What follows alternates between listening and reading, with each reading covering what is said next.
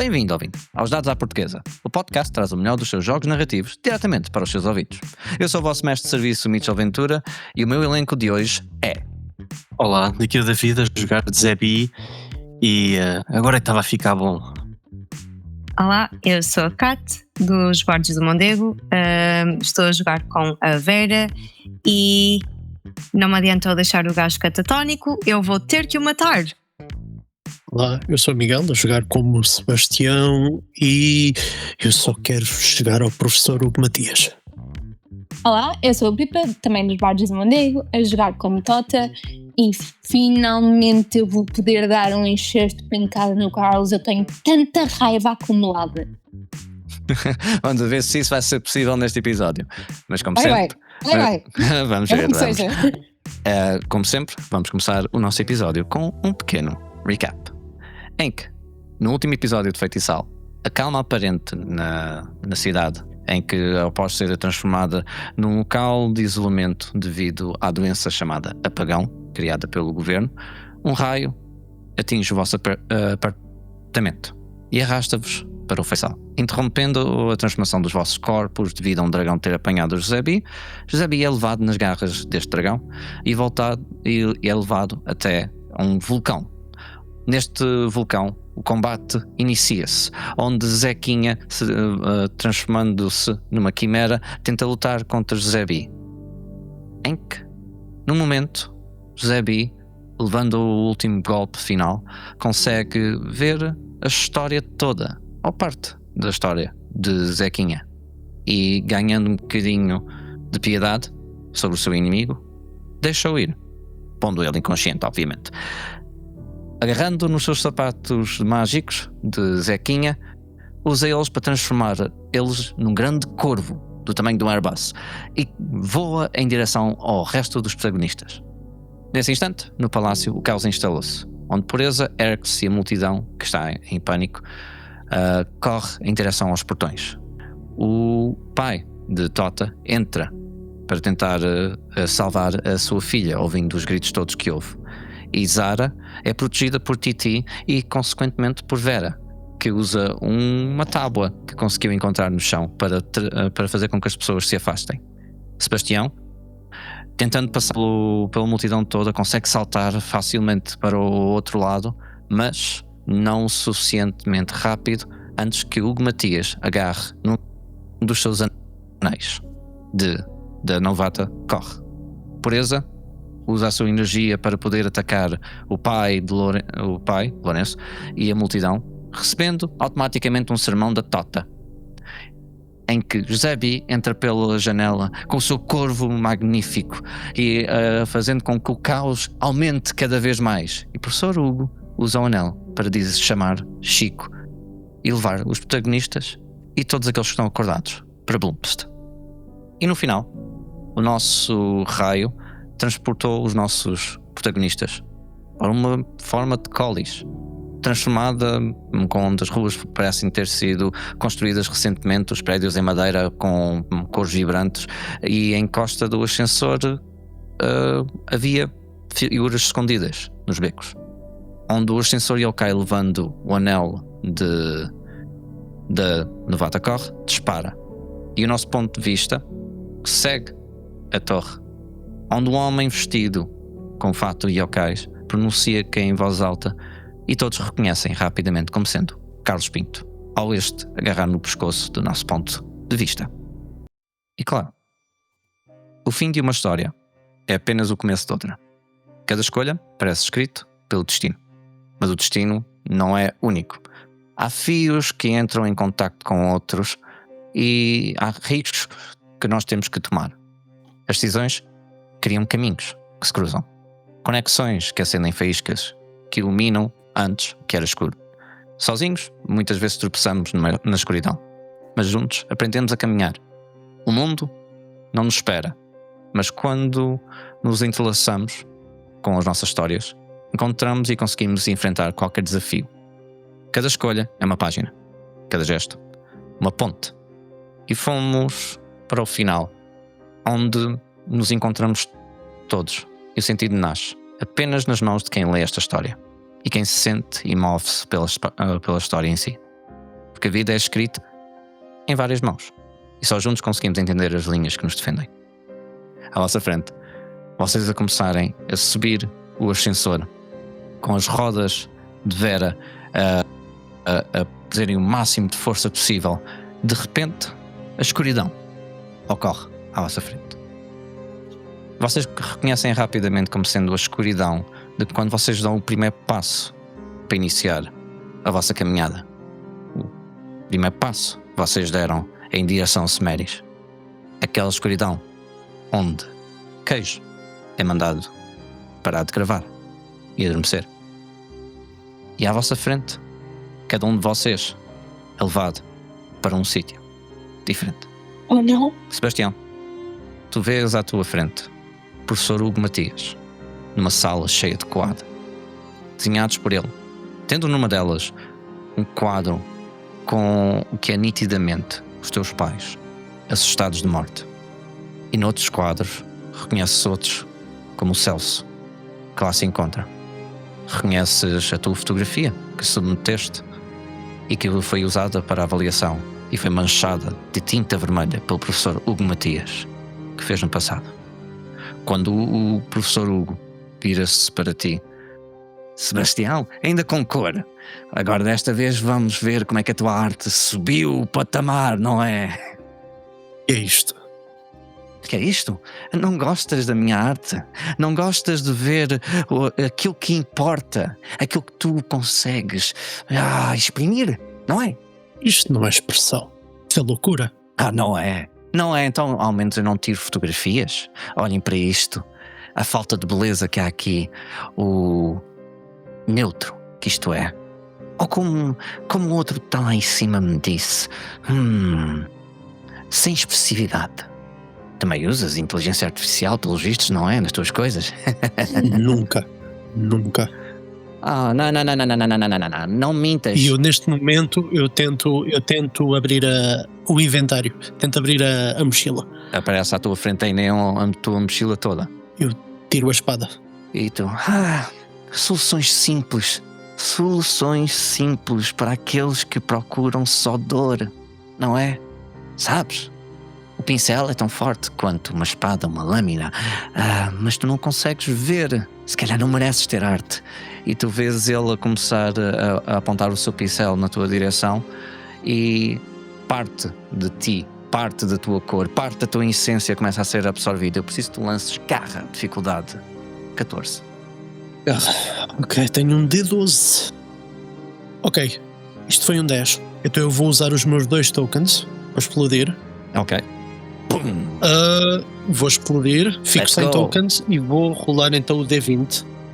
Let's go! É um 15, isto dá 25 no total. Aliás, dá 27 no total. O que é que acontece quando tu me venceres e vês ele começar a tentar absorver a tua cor da tua roupa, da tua câmara, de ti, da tua espada? Tento desviar-me, eu tento aguentar o que quer que aquilo seja, e quando o Sebastião se apercebe de que está a conseguir evitar que aquilo que eu acredito que seja o monocroma lhe aconteça, começa a aproximar-se. Tu começas a aproximar, ele começa a andar para trás e tu vês ele agarrar na tinta que tem na sua própria armadura e começar a agarrar nela com o pincel e começa a apontar em direção ao quadro dos teus pais, estando ele próximo do quadro suficiente. E tu vês, não, nem mais um passo.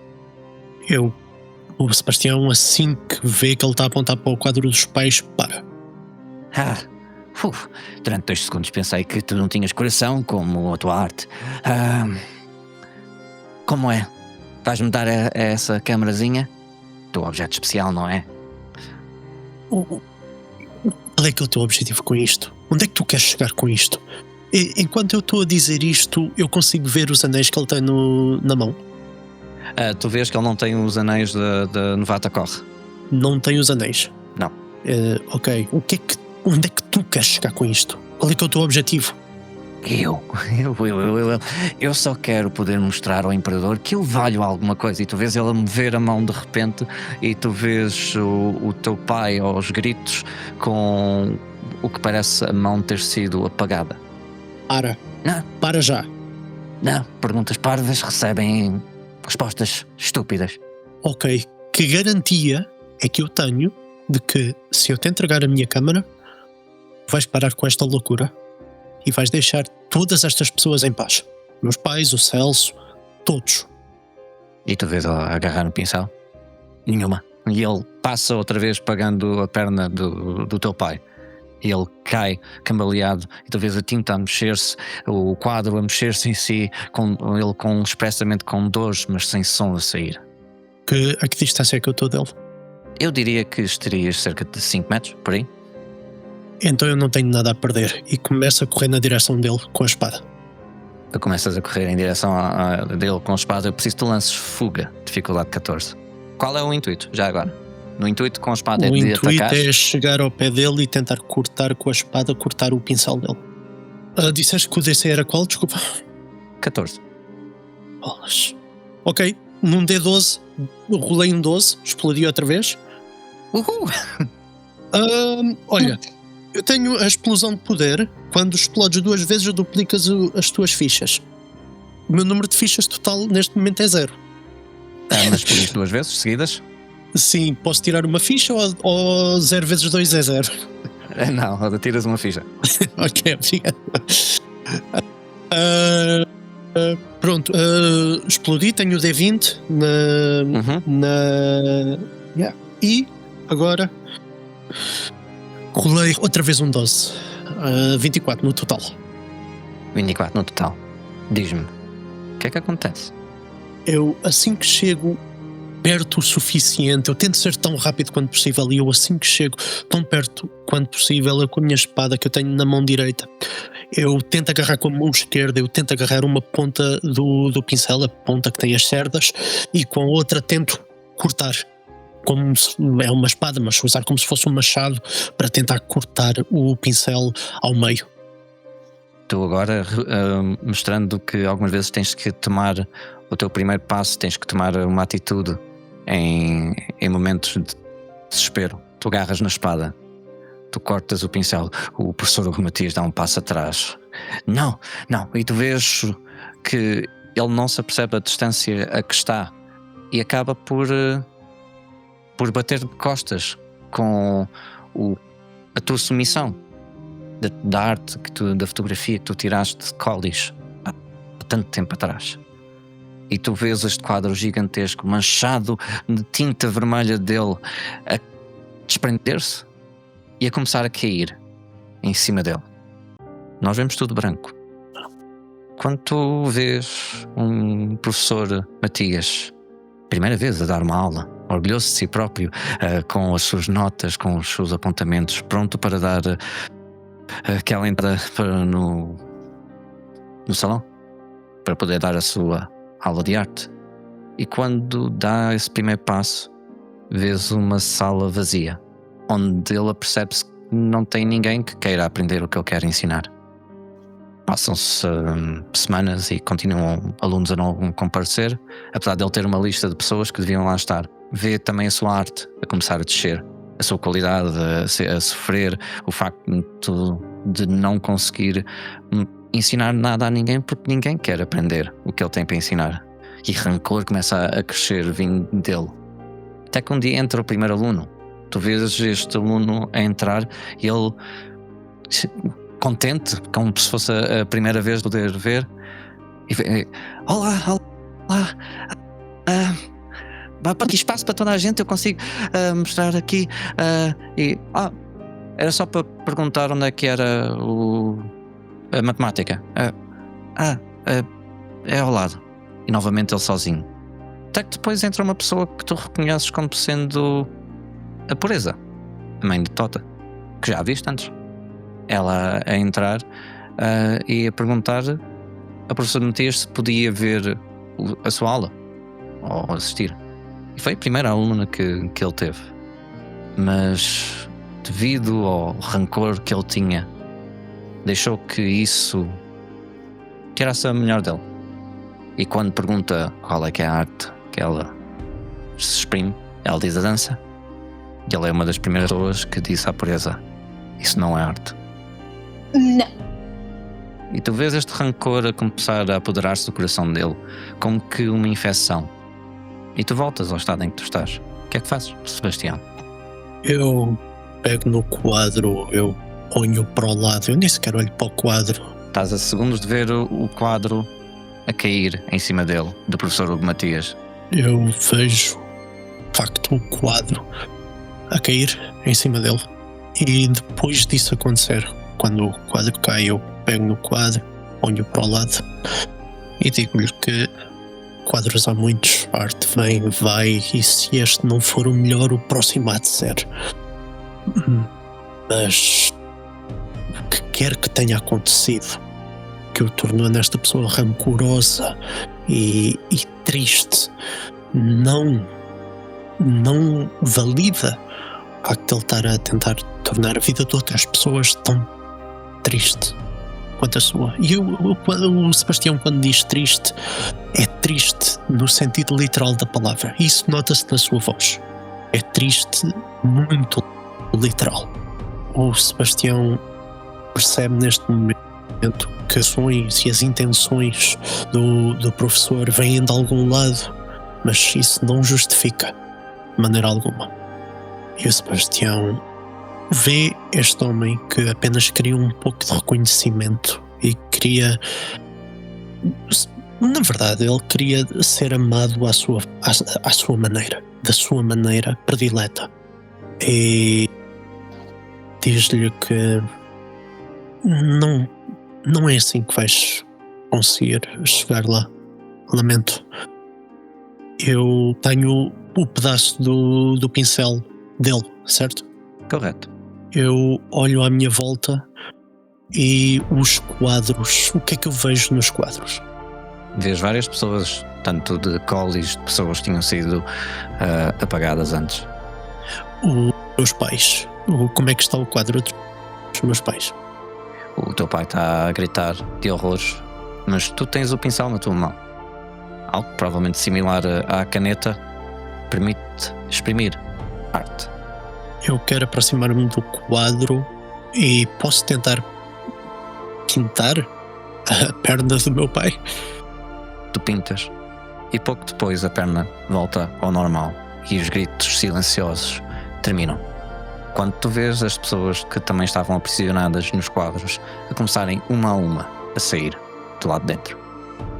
E eu viro-me para o professor, o Matias, e digo: é tão melhor quando nós o estamos a construir e não a destruir. E tu, ao olhares para o professor Hugo Matias, tu vês uma poça de tinta vermelha, onde lá se encontra só uma semente e mais nada. E depois nós passamos para outra cena, onde faz feito black. Vera, noutro beco, esta figura de cabelo apanhado que tu vais atrás. O preto volta ao normal, começa a cor a aparecer novamente nos teus olhos, como que um momento que tu piscaste os olhos, mas que tenha demorado um bocadinho mais que o normal. E encontras-te no quarto do hospital, onde deitado ou deitada na cama está a Titiana. E vês a Sílvia sentada na maca. Sílvia? E Sílvia vira-se para ti e nos olhos dela tu não conheces a tua irmã, porque vês raiva nos olhos. Vês ela olhar para ti. Como foste capaz de fazer isto? Puseste-me assim como ela está. Foste tu que me deixaste assim. Eu não sabia, Sílvia. Eu não tinha forma de saber. Eu estou muito arrependida. Se pudesse voltava atrás, eu fazia tudo diferente, mas eu não sabia. E tu tens que saber que eu não sabia. Ela aproxima-se de ti, agarra-te pela camisola, começa-te a puxar no ar. Tu percebes da força imensa que ela tem neste momento. Ela, como te fosses só feita de um peluche, isso-te no ar com facilidade. Raiva nos olhos dela.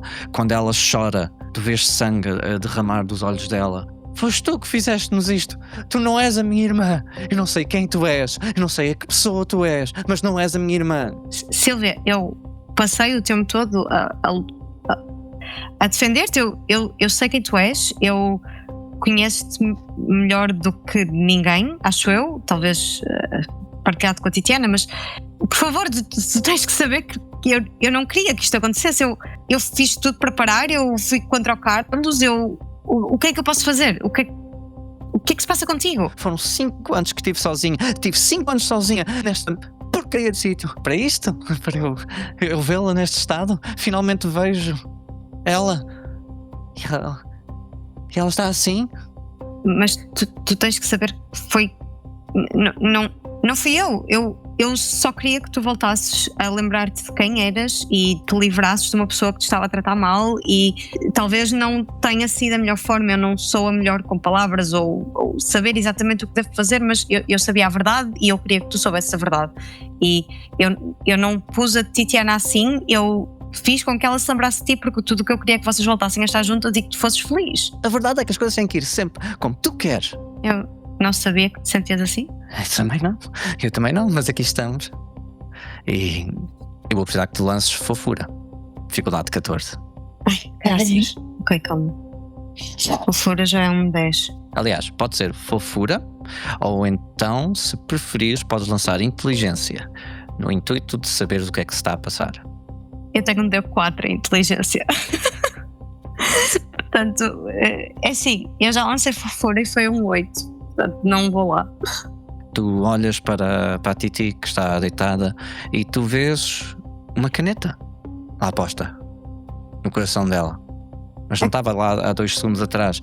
Parece, não é uma ilusão? Tu viste-os entrar durante 2 segundos atrás, a tua cabeça tenta dar voltas e voltas, e tu vês ela a perceber-se que tu estás a pensar, aí está, lá está, estás no teu mundo outra vez. Eu estou só a tentar perceber o que é que se passa aqui. Eu estava cheia de saudades tuas, eu fiz tudo o que eu sabia e podia fazer dentro das normas de um mundo que eu não conheço para te ter de volta, e agora que finalmente te vejo, tu estás chateada comigo, e eu só queria que isso parasse, eu só queria saber o que é que eu posso fazer, e então eu quero voltar a dar vida à Titiana, se é isso que tu precisas.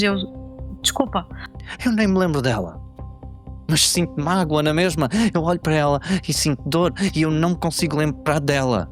Desde o dia que me estiveste na casa de banho em que falaste comigo, era o nome dela que me vinha à cabeça. 5 anos que estive à procura aqui neste sítio.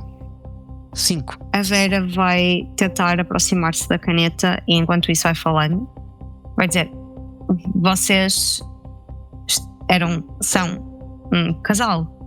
Ela era professora de yoga, sempre foi uma pessoa muito alegre, sempre esteve lá para ti, mas também para mim, o que talvez seja egoísta da minha parte pensar, mas também tenho saudades delas por causa disso. Mas eu sempre pensei nela como uma pessoa que realmente cabia contigo, porque tu és uma pessoa mais nervosa, desculpa dizer, é verdade, tu passas-te um bocado, mas ela conseguia sempre pôr-te bem, e eu lamento que não te lembres dela. Eu gostava de te ajudar a lembrar, mas isto é o que eu te posso dizer dela. Ela ama-te e ela ajuda-te. Eu quero continuar a chegar-me para a caneta porque quero tentar tocar-lhe, perceber o que é, e continuo. E tu nunca sairias com o Carlos de forma nenhuma, e a minha maior preocupação no meio disto tudo, claro que eu estava preocupada com a Tota porque os pais dela tinham desaparecido, e claro que eu queria que o mundo voltasse ao normal, mas mais do que isso eu queria tirar-te daquela relação. Mesmo que o mundo nunca voltasse ao normal, tu não podias continuar com uma pessoa que te fazia mal, depois de eu saber como tu és, com uma pessoa que te faz bem. E desculpa se eu não fiz isso da melhor forma. Mais uma vez, eu não sou a pessoa mais inteligente quando toca a relações sociais, e às vezes eu ponho a pata na poça, mas eu juro que não é de propósito. Eu estava a tentar fazer bem. E tu, atrás de ti, deixas de ouvir de todo a Sílvia. Agarras na caneta e nada lá está. E tu ouves uns passos atrás. Quero olhar imediatamente. A bater palmas. Claro.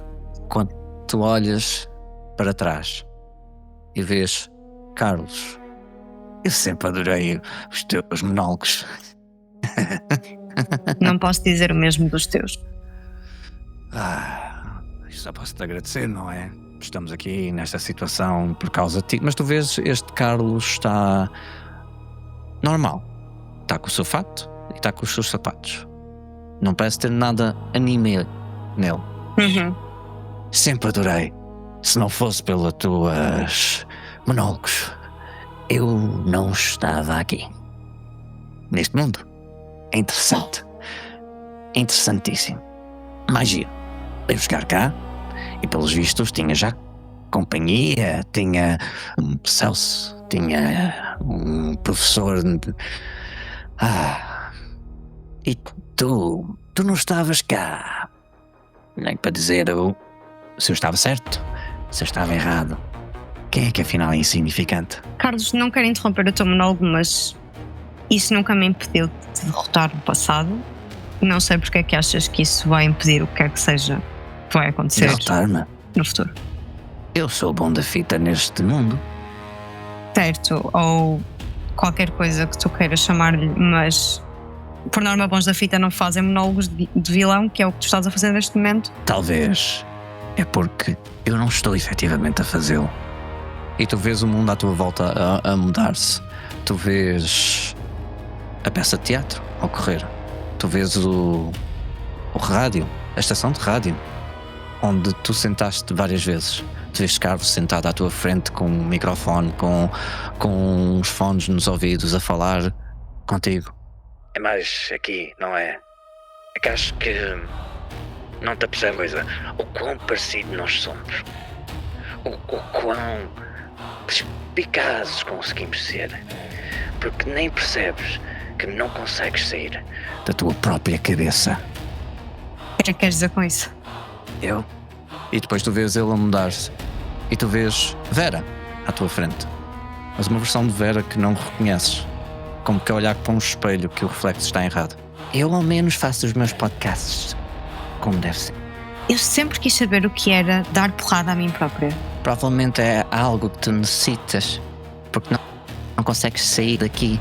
Tu roubaste a minha vida, tu roubaste os meus pensamentos, roubaste-me o meu mundo.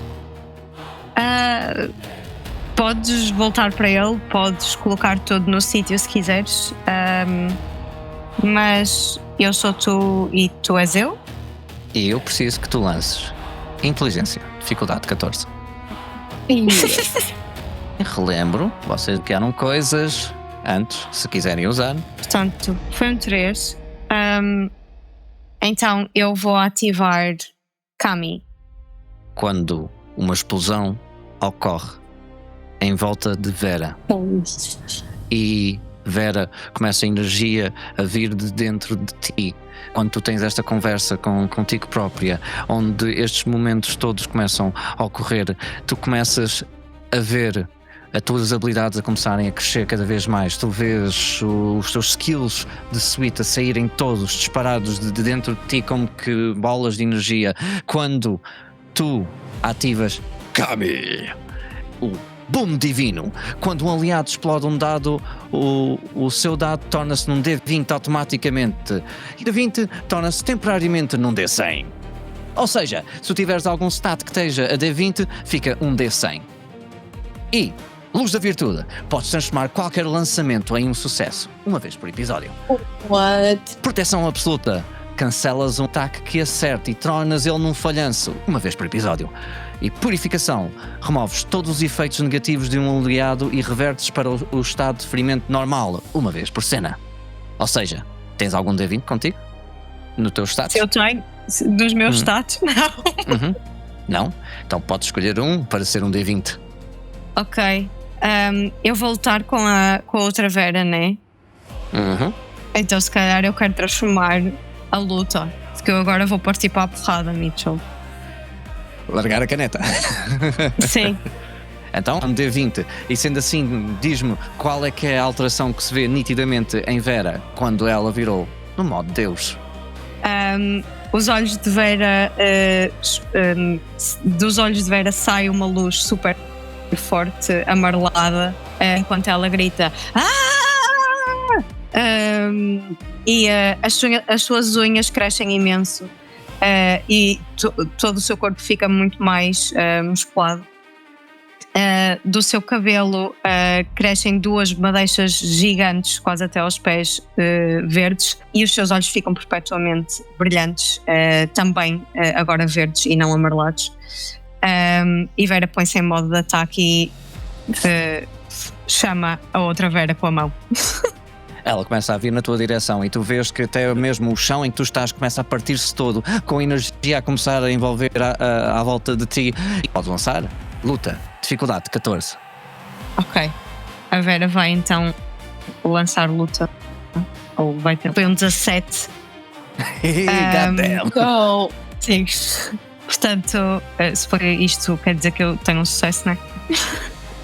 Diz-me o que acontece. Eu vou então, se me permitires, eu quero dar um soco na cara da outra Vera com uma mão e arranhar-lhe a bochecha com a outra mão, que agora tenho carros. Tu fazes isso e no momento em que tu fazes isso e acertas, tu vês a imagem dela a desvanecer-se.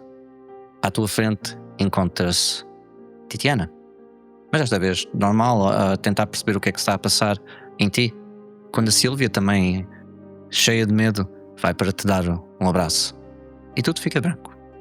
Quando neste momento nós começamos a ver a primeira vez que Titiana e que a Sílvia se conheceram.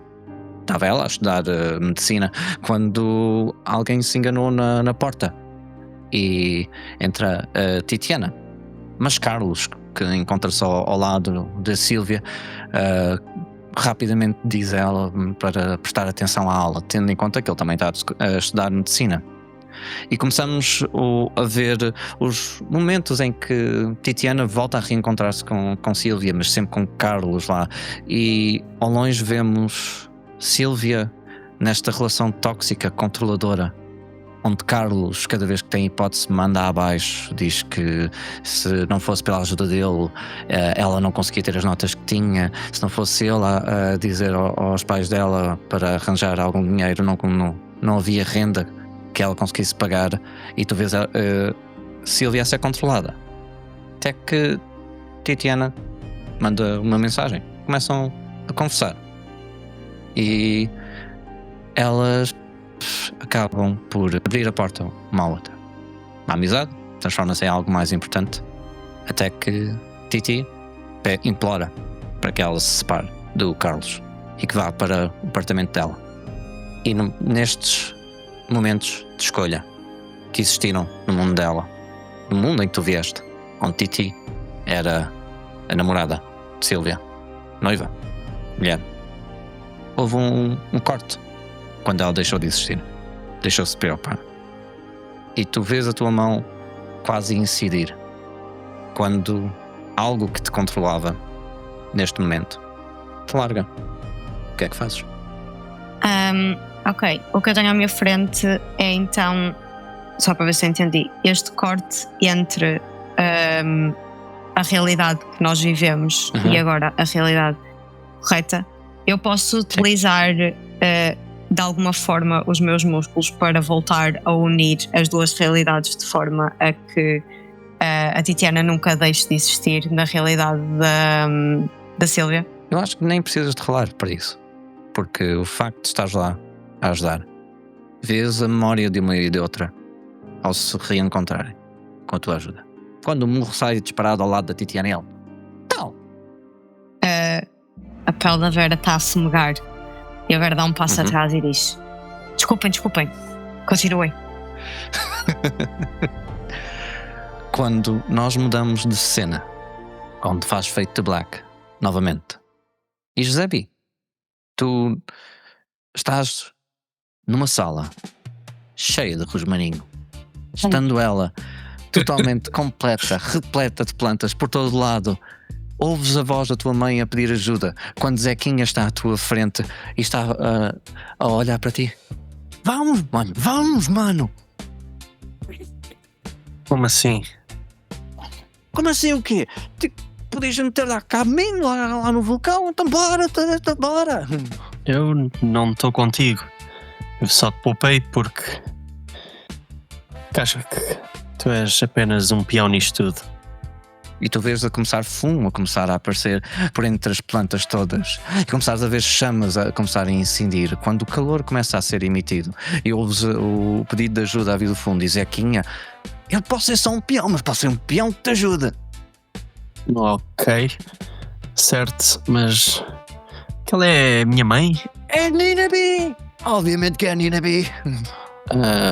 E tu começas a olhar para a cara de Zequinha quando começas a perceber-te que começa tipo a desfocar-se um bocadinho e os movimentos dele começam a ser cada vez mais lentos. Eu preciso que tu lances garra, dificuldade 14. Quando o cheiro do rosmaninho começa a ser mais intenso. Isso é impossível. Mas eu posso tentar. É que eu só tenho um D4 em garra. Acho que nunca usei garra. Nunca sabe. Olha, mas tem o 4. Pumba, explosão! Passa para um D6. Let's go. Isso é um 6. Epá, eu devia estar a gravar isto. E passa para um Só D8. precisas de mais 4. Ok, as chances estão lá. Precisa de mais 2. A dificuldade era 12? 7. 14? Não sei. 14. Assim dá 17. Damn. What the hell? E tu passas facilmente a fasquia quando tu começas a ver o próprio Zequinha tipo a mexer-se e a forma dele também a notar-se um pouco mais à frente devido à tua visão não estar interrompida pelo fumo e não estares a ser afetado pelo cheiro. Tu vês lá à frente o Chico sentado num puff. Ué, bro. O que é que se está a passar aqui? Agora toda a gente fumou rosmaninho depois de todo o esforço que eu tive. Depois vês ele a passar o blunt ao lado e vês a tua mãe, a Nina B, a também agarrar. Yeah. Que o Zebi já não vê há muito tempo, não é? Uau! Que já não vê há muito tempo, há um ano e tal. Há muito tempo. Uau! Yeah. Ela está diferente. Ela parece um bocadinho mais velha, mas tu notas tipo esta sala ou este salão cheio de pessoas que eram de colis, que tu reconhecias das ruas, todos eles num estado, não quer dizer zen, mas dopado. Tudo por causa da quantidade de rosmaninho no ar. What? Eu quero ir para junto da minha mãe e basicamente agarrá-la pelo ombro e abaná-la. Ok, e com a tua garra tu consegues fazer isso sem começares a ter ilusões daquilo que eu tinha aqui escrito, mas tudo passa. E tu chegas até ao puff da Nina B e tu agarras ela e começas a abanar. Eu preciso que tu lances... a tua ideia é acordá-la do transe em que ela está? Sim, ela tomar-me atenção. Focar... Então, eu diria fofura, 14, ou então inteligência, 14. Okay. Ou músculos, se quiseres intimidar. Ok. Bem, temos os sistemas avançados, vamos tentar então a inteligência. Ok, bora. Assim junto mais um dado, não é? Do dado especial. Um rolou 13 e outro 1. Posso adicionar mais um dado? Podes. Com uma ficha? Mas então, tirar fazer quanto? isso. Desculpa, no total? 4 ao todo. 3 mais 1. Ok. E tu usas uma ficha naquele que for 3, que acho que é um D4, não é? Tens algum Sim. D4? Tenho. Esse passo, explode e passo. Para o próximo. Oh my god, saiu um. Uou! Tu tentas abaná-la deste transe e começas a ver o branco a incidir e começas a ver no meio dos olhos da Nina B, tu começas a ver a vida dela como estudante. What? Ela a tentar com que os olhos dela começassem a transmitir-te imagens na tua própria mente e começas a ver que Nina e as suas dificuldades, até que conhece teu pai, Carlos, onde está nitidamente com alguém, com a sua namorada. Mas isso não impede Carlos de se aproximar de Nina. Ela estando numa posição de vulnerabilidade, o Carlos aproveita-se disso dela e acaba por ter um encontro com ela. Desse encontro nascem os frutos, onde anos a seguir a felicidade que ela teve foi tu, ao agarrar-se pela primeira vez. O amor que tem e que sente por ti, que quis proteger-te para o resto da sua própria vida, fez com que ela se prometesse a si própria. Esse amor que ela sente por ti faz com que ela sinta que nunca quer que tu passes pelo mesmo, aconteça o que acontecer. E tu vês ela a aceitar trabalhos aqui, ali, acolá, e fez com que o dinheiro nunca te faltasse. Com que sempre que fosse preciso aquele brinquedo em específico que tu querias, ela arranjava-o de alguma forma. Sempre que tu precisavas de comida, querias só um doce ou algo do género, ela arranjava forma de o ter. Tu vês o esforço todo ao longo da tua vida toda, a tua mãe a fazer voltas e voltas e voltas para te deixar. E depois à tua frente está só um Husk. Alguém que está, não quer dizer paralisado, mas alguém que está em transe. Esta não é a quem tu viste fazer tudo por ti e ajudar-te naquilo que precisas. Mas ela precisa de ti agora. Ela precisa da tua ajuda. Mas não a consegues acordar deste transe. Sai uma lágrima de um dos olhos do Zebi. Ele sempre pensou que ela era só um acessório da mãe. Nunca tinha percebido o quão importante ela era para ele, ao ponto dela ter desistido de tudo, da carreira dela, dos sonhos dela, para garantir que eu não me sentisse um erro, ou um fling, ou o resultado de um romancezinho de uma noite. E pela primeira vez, Zebi pensa na mãe como uma mãe. E com isso, ele quer olhar à volta e ver onde é que está o maior aglomerado rosmaninho. E tu vês uma grande floresta de rosmaninho num dos cantos da sala. Quero me aproximar de lá, preparando a minha pistola, ponto o cano para lá e quero apertar o gatilho. Tu apertas o gatilho e começa uma chama a irromper-se dentro da tua arma, em que tu ateias este fogo. Mas eu vou-te dizer que tu podes rolar inteligência com o teu dado especial também. Ok? 4 e 2. Explode. Não? 6. Mais 6. Oh my god. God damn! Estes dados são incríveis. Pop off! Estes dados estão à venda, by the way. Não. E mais 6. A dificuldade era 14, 18. tu já bateste isso. Sim. Já bateste isso. Diz-me o que é que acontece e como é que consegues tirar a tua mãe deste sítio. Portanto, a arma, curiosamente, devia destruir, mas é só uma réplica, não é? Era suposto ser só um isqueiro. Na verdade, em vez de deitar fogo, apaga, absorve todo o rosmaninho que está à frente dela. E um a um começas a ver o rosmaninho todo desaparecer. E pouco depois, o rosmaninho ter desaparecido, tu vês as pessoas a começarem uma a uma a acordar. Sendo uma das primeiras pessoas a acordar, devido a ter sido mexido antes, a tua mãe, que simplesmente te abraça com toda a força. Mãe, eu não sabia. Obrigado. Obrigado, tu, filho. E ela te aperta com toda a força. Quando a nossa cena começa a mudar-se, Dota, tu começas a ver um palco Um palco? com a pureza a dançar, tendo ela a máscara. No público vês várias pessoas mediáticas, todas elas com a mesma máscara que a tua mãe tem, todas elas a assistir e pasmadas pelos movimentos, a dança toda que ela está a fazer.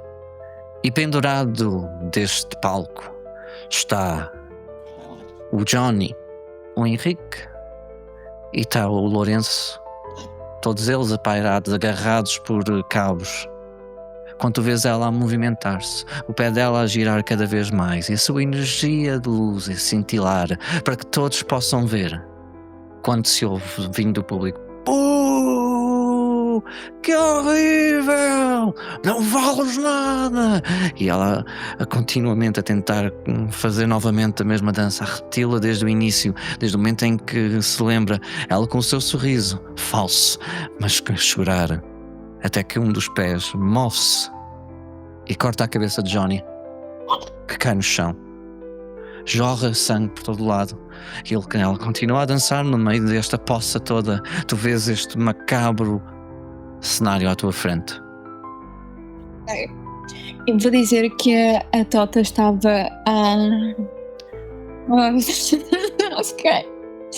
a Tota estava agarrada à Vera e então quando ela é puxada para este cenário preto, ela quase tipo há um último jeito de tentar agarrar-se à prima Vera, e de repente está por si neste cenário e ela não diz nada, ela fica só tipo quase que em transe a observar a mãe.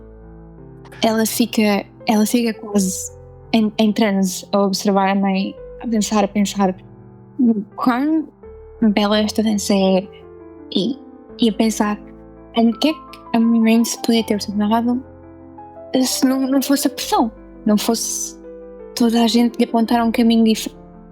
E ela meio que fica nisto até alguém começar a dizer o bu e ela aí começa a tentar procurar sua em questão e a atenção dela só se volta para o palco quando há som de um corte e ela vira-se mesmo a tempo de ver a cabeça do Johnny separar-se do corpo e cair.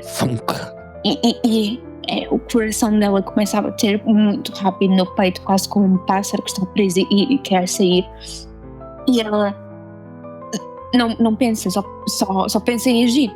E se pensar, eu quero levar a mão à minha máscara e colocá-la e quero meio que transformar, ou melhor, desculpa, podes-me lembrar de uma coisa? Podes-me lembrar do que era a transformação sentimental? Transformação sentimental. Descreves uma transformação com uma mudança de roupa e com o discurso e podes rolar os próximos 3 lançamentos com fofura, mesmo que não faça sentido. Usar esse poder da transformação sentimental, que eu penso que eu tinha aqui anotado. O que vocês veem é a Tota a pensar que pensa que sempre quis conhecer este lado da mãe e nunca teve direito e que agora que tem o vai aproveitar. E o que vocês veem é a Tota ficar com uma máscara, parece um pouco diferente das restantes, mas no mesmo formato. A sua roupa, os seus cabelos tornam-se mais compridos, mais encaracolados, a sua roupa torna-se de um tutu clássico lilás, muito claro, em várias camadas. O seu corpete agora o maiô também quase como se fosse o guarda-roupa de um balé, completo, com até mesmo as meias calças e as sapatilhas de ponta, e ela começa a dirigir-se ao palco e confiante, o que eu quero fazer é eu quero subir e eu quero entrar neste dueto com a minha mãe para poder de algum modo dialogar com ela. E tu começas a subir o palco, e quando começas a subir o palco vês o corpo de Johnny a levantar-se, a fazer os mesmos passos que a pureza está a fazer, e tu vês que uma pequena energia que o palco tem começar a expandir-se para ti e a fazer-te os mesmos movimentos, como que tu soubesses a peça, os saltos, os adágios, tudo. Eu quero quebrar os movimentos e em vez de estar a imitar a minha mãe, eu quero fazer quase que virar-me para o Johnny, para esta pessoa que eu conheço, que era apesar de tudo meu amigo, e abanar a cabeça e dizer agora é a minha vez. E eu quero fazer um pacto com a minha própria mãe, em que não estamos a libertar-nos uma à outra, mas estamos em conjunto, coisas diferentes, mas em conjunto. Como que se alguém estivesse a ver um de fora, via uma dança coreografada, mas que entra em dissonância uma com a outra. Um movimento que uma faz, a outra responde com outro. Cada salto, cada passo ocorre. E eu preciso que tu lances, que eu acho que fazia sentido para isto, fuga, no sentido de como é que é a tua dança, ou então fofura, no sentido de se consegues apelar o público. Dificuldade 14. Eu vou decididamente fofura. Ai, isto não deu 8, Mitchell. Ok, baixa a dificuldade por causa daquela coisa, baixar a dificuldade do kawaii. Tá bem. Explodiu. Ah, nice. Explodiu, 10. e telefone novo. E eu vou gastar uma ficha, uma das minhas 2 fichas para o D10 explodir e virar um D12. God damn. D12. Ok. Portanto, 17 mais 3, 20. Ok, diz-me o que é que acontece. A cena toda. Enquanto estou a dançar com a minha mãe, virar-me para ela e dizer: tu não me contaste, tu nunca me contaste, há tanta coisa que eu não sabia. Não me contaste a dança, não me contaste como é que tu e o pai se conheceram, não me contaste da tua doença, não me contaste nada. Eu sou tua filha, em mais maneiras do que uma. Consegues ver o quão sintonizadas nós estamos. Eu percebo-te e eu sei que tu me percebes. Agora sei que tu percebes e percebias a minha paixão, a minha necessidade de ser algo mais do que um emprego, uma casa, um carro, a minha necessidade de criar, de respirar a arte que ela corre nas veias porque corria nas tuas também. Eu sei que é difícil quando carregamos este segredo, eu sei que é difícil quando carregamos a frustração de querer fazer aquilo que nos apaixona e não conseguimos, porque parece que tudo e todos estão contra nós, tudo e todos dizem que não vamos conseguir, não somos bons o suficiente, que o mundo é demasiado cruel e demasiado frio para alimentar o que quer que seja que nos aquece o sangue. Eu percebo tudo isso, mas olha para eles e eu aponto para o público. Eles estavam-te a ouvir, eles estavam em êxtase antes de tu magoares quem quer que seja. Só porque tu estás a sofrer não significa que tenhas que fazer outros também sofrer. Para isto. Volta a ser a minha mãe. Por favor, podes ser as duas. Prometo, quando tudo estiver normal, eu vou contigo a tantas aulas de balé quanto tu quiseres. Mas volta para mim, por favor. E enquanto tu estás a falar, a usar a tua voz, tu vês a resposta a vir em dança expressiva. Ela a mexer-se pelo teatro e o público desaparece. O Henrique desaparece, o Lourenço desaparece, o Johnny desaparece. Até o chão onde vocês estão. E vocês estão neste vazio negro que depois torna branco. Onde vocês as duas são juntas. E tu vês a história a correr. Tu vês todas as vezes que ela ouviu não. Tu vês todas as vezes que os próprios pais dela disseram que ela tinha que fazer outra coisa senão aquilo. E nunca terem ido uma vez a uma peça. Nunca irem a um ensaio com ela. Não verem este outro lado dela. Ela não ter ninguém que a aceitasse. E ela automaticamente olhar-se ao espelho e ver-se a repetir os mesmos erros. De geração em geração a repetir-se os mesmos erros. Ela entra na primeira aula de arte que alguma vez teve e de repente o professor destrói o sonho dela. Vês ela a tentar forçar a sua dança. Até que conhece o Lourenço e tem alguém que chora enquanto vê ela a dançar. A expressividade que ela tem, a arte que ela tem.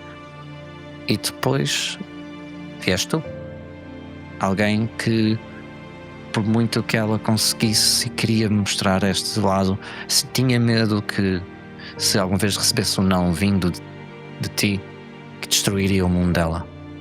Mas o mundo dela também foi destruído quando ela está no consultório e nós vemos o Dr. Pinto, o Carlos Pinto com uma bata, a dizer e a diagnosticar-la.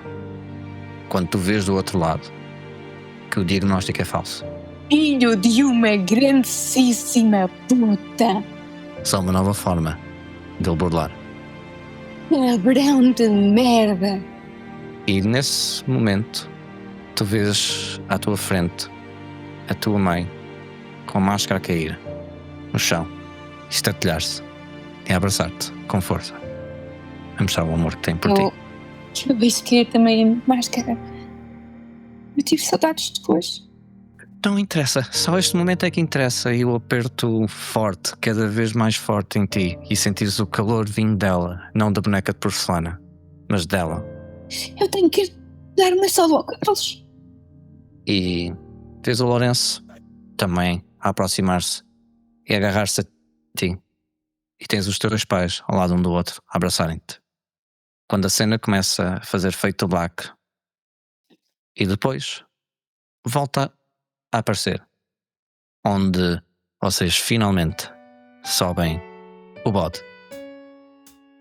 E assim chegamos ao fim deste episódio emocionante. Obrigado, caro ouvinte, por nos acompanhar nesta jornada incrível. Gostaríamos de agradecer a Sirenscape, ao VoiceMod e a Elgato Marketplace pelos incríveis sons e músicas que ajudaram a criar a atmosfera mágica das nossas aventuras.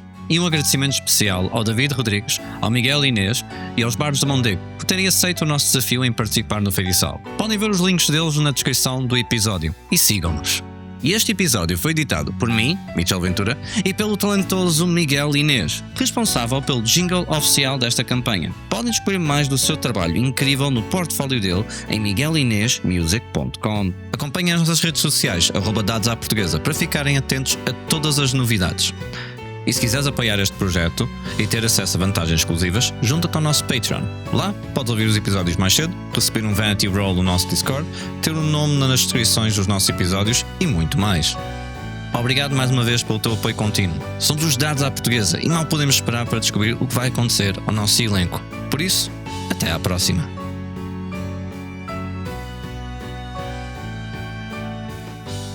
Que ainda aqui estás ouvindo? Se estás assim com tanta vontade de continuar a assistir a jogos narrativos, podes sempre ver na descrição os links dos nossos amigos, como o Brewing Chaos D&D, Roll Iniciativa e muitos mais. Até à próxima!